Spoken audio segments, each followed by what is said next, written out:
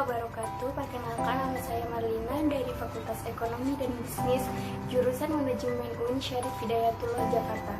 Di sini saya akan menjelaskan dampak pandemi COVID-19 terhadap ekspor impor di Indonesia. Virus corona atau yang biasa disebut COVID-19 7 bulan terakhir ini menjadi topik permasalahan di dunia internasional sehingga sangat berpengaruh terhadap perekonomian dunia termasuk Indonesia. Permasalahan tersebut terjadi pada sektor pariwisata yang mengalami penurunan sangat drastis akibat pelarangan penerbangan sementara oleh pemerintah Indonesia dari dan ke Tiongkok serta perdagangan ekspor dan impor di Indonesia, Cina, terutama pada komoditas buah-buahan dan hewan. Menurut Ketua Umum Asosiasi Eksportir Sayur dan Buah Indonesia, Hajan Joni Wijaja, sejak ada kabar tentang virus corona, para pembeli di China langsung menghentikan pembelian.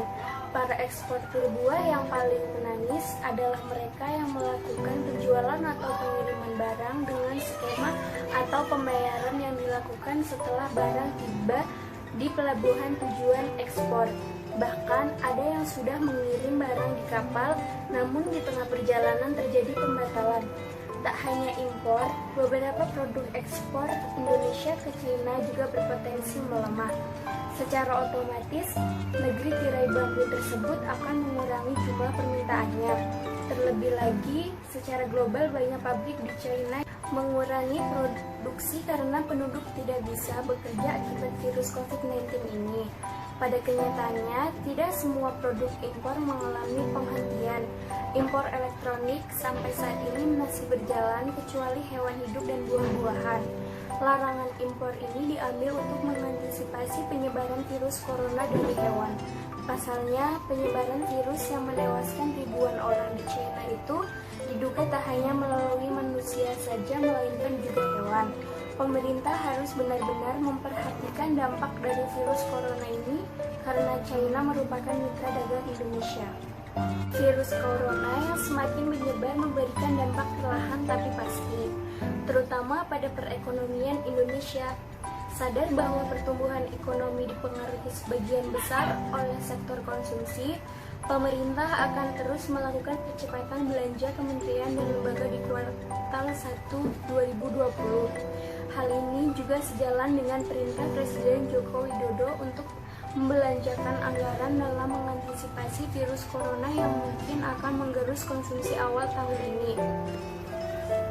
Menurut staf ahli Kementerian Koordinator Bidang Perekonomian, Edi Priyopambudi, pertumbuhan ekonomi Indonesia sangat didukung oleh konsumsi yakni sebanyak 56% porsinya, dan sebenarnya konsumsi tidak hanya dipengaruhi oleh makanan dan minuman saja, tetapi juga pakaian, transportasi, komunikasi, dan lainnya. Selain fokus pada belanja kementerian dan lembaga, pemerintah juga akan fokus dalam menyalurkan bantuan sosial agar seluruh masyarakat bisa segera menikmati bantuan tanpa terhambat dampak virus corona. Pemerintah juga akan terus menghidupkan kembali destinasi wisata yang ada dengan membuat bundling paket-paket wisata dan memberikan harga khusus agar masyarakat mau melakukan perjalanan. Selain mendorong belanja pemerintah, nantinya belanja padat karya untuk kegiatan produktif juga akan terus didorong, serta akan dilakukan percepatan penyerapan kredit usaha rakyat, seperti meningkatkan plafon penerimaan kredit usaha rakyat.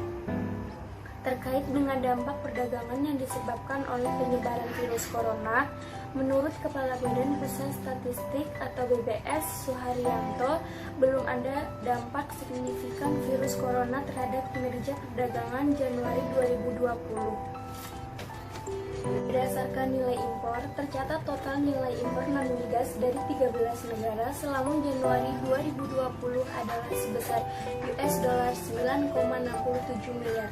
Angka tersebut turun 3,14% dibanding Desember 2019.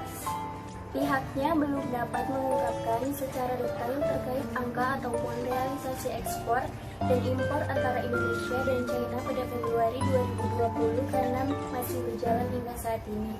Sementara itu, neraca perdagangan Indonesia mengalami defisit sebesar US$860 juta per Januari 2020. Defisit tersebut disebabkan posisi neraca ekspor sebesar US dollar 13,41 miliar lebih rendah dari neraca impor yang mencapai US dollar 14,28 miliar. Kondisi ini disebabkan oleh turunnya nilai impor pada beberapa negara utama. Salah satunya adalah China sebesar 3,8% menjadi US dollar 125,2 juta.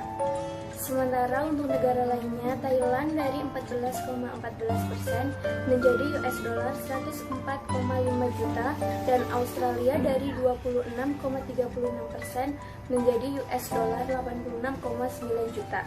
Sebelumnya, virus corona menjadi isu utama yang menyorot perhatian global beberapa pekan terakhir karena telah menjatuhkan banyak korban, serta penyebaran virus yang mengglobal. Perkembangan ekspor-impor Indonesia terus mengalami pemburukan di tengah pandemi corona atau COVID-19.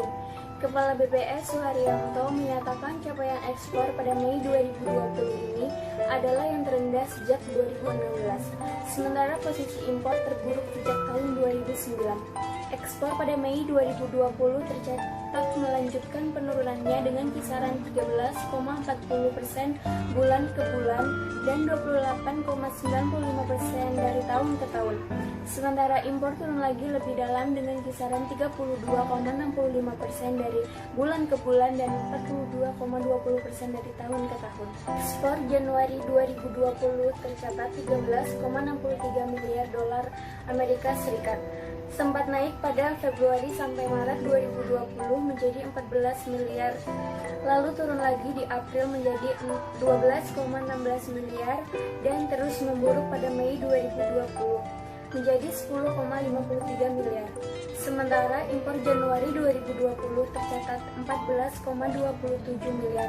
Angka ini turun tipis pada Maret 2020 menjadi 13,35 miliar.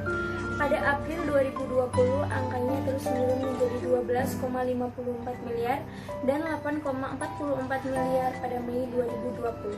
Semoga kejadian luar biasa ini tidak berlangsung lama agar perekonomian dunia khususnya Indonesia kembali normal sehingga ekspor impor berjalan seperti biasa. Sekian dari saya. Wassalamualaikum warahmatullahi wabarakatuh.